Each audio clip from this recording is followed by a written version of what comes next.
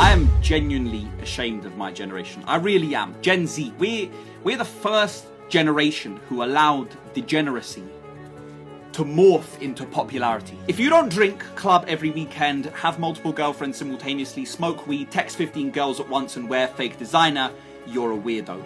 If you have intellect and speak with sense, you're alienated. If you have an opinion and know how to stand up for yourself and stand firm by your word, you're arrogant.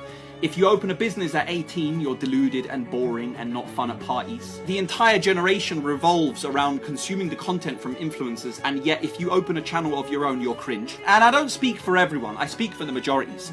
I speak for those who dictate the standards, those who can see what's happening and fail to stop. To the men, and to the young men especially.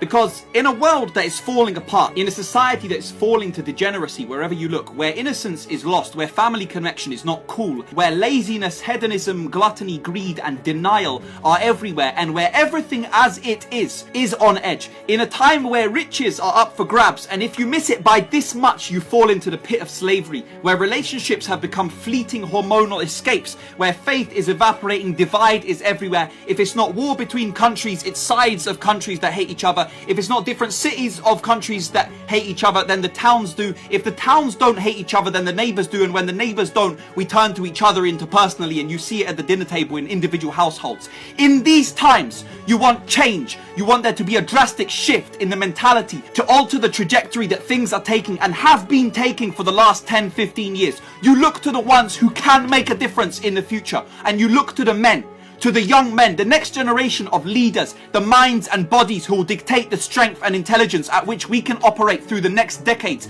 and bring up children of the next generation to change the direction things are taking, to lower crime, to restore pride in intelligence, to eliminate popularity of degeneracy and restore family values and eliminate validation, normalization and glorification of shit habits and obsession with celebrities. So if you're a man and if you are a young man, stop talking about the women. Stop talking about what girls have become, how girls this and girls that. Girls have become what they have become because there is a demand for it. And there is a demand for it because men have become weak and they've become slaves to primal urges. If you want to boycott a business, you stop purchasing. If you want to boycott a TV show, you stop watching. So if you want to restore feminine values and have these traditional women and a society that you say you wish for, you know, the ones that don't post promiscuous photos online, I quote you guys now, who don't have 30 ex-boyfriends and XYZ body count, then go through your following and unfollow all the Instagram models, unsubscribe from all the OnlyFans, stop watching porn, delete Snapchat, stop going to the club and start looking in the mirror. And until any of this stops, nothing will change.